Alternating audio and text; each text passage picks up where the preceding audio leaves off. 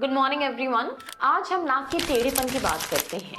नाक की हड्डी जो होती है वो हमारे दोनों नॉस्ट्रल को डिवाइड करती हैं और इस मिडलाइन वॉल को हम सेप्टम कहते हैं। पर कुछ लोगों में ये सेप्टम टेढ़ा होता है जिसको हम डेविएटेड नेजल सेप्टम या हिंदी में टेढ़ापन नाक का कहते हैं।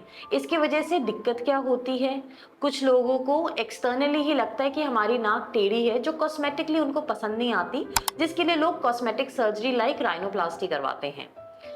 आते हैं फंक्शनल पार्ट पे। फंक्शनल में क्या होता है? लोगों को सांस लेने में दिक्कत होती है, कभी एक नाक बंद या कभी दूसरी नाक बंद, ऑल्टरनेटिवली बंद होती है या परमानेंटली बंद रहती है, डिपेंडिंग अपॉन कि टेढ़ापन कितना है। कुछ लोगों को जल्दी जल्दी सर्दी जुकाम लगता है। जब वो फ्लाइट में ट्रैवल करते हैं तो उनके कान बहुत जल्दी बंद हो जाते हैं। स्नोरिंग बहुत होती है एंड ऑब्वियसली सम पीपल, उन लोगों में रात को जल्दी जल्दी उठना, जिसको हम ऑब्स्ट्रक्टिव स्लीप एपनिया कहते हैं, ये भी होता है। अब ये किन पेशेंट्स में होता है या किन को डेविएटेड नेजल सेप्टम होता है?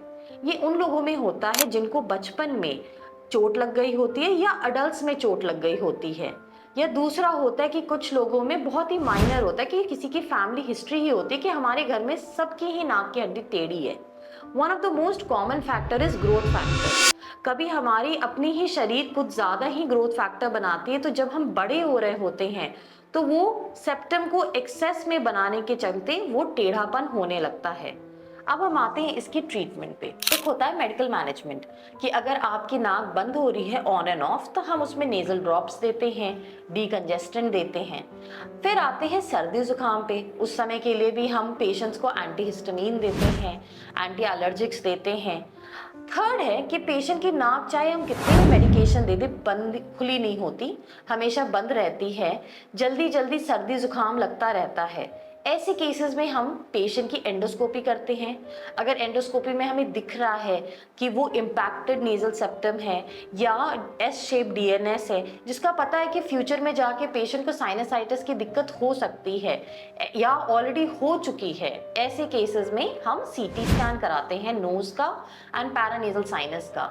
एंड जब हम ये सीटी स्कैन कराते हैं और हमें पता चल जाता है कि ठीक है, ब्लॉकेज हो चुकी है नोज में, तो हम पेशेंट्स को गाइड करते हैं regarding surgery. Every patient is very scared of surgery, but like we said again, surgical management is the permanent solution. And आप वाना क्लिनिक आ सकते हैं और हम आपको गाइड करेंगे एक क्लियर नेजल पैसेज के लिए और एक गुड सर्जिकल आउटकम के लिए। Thank you.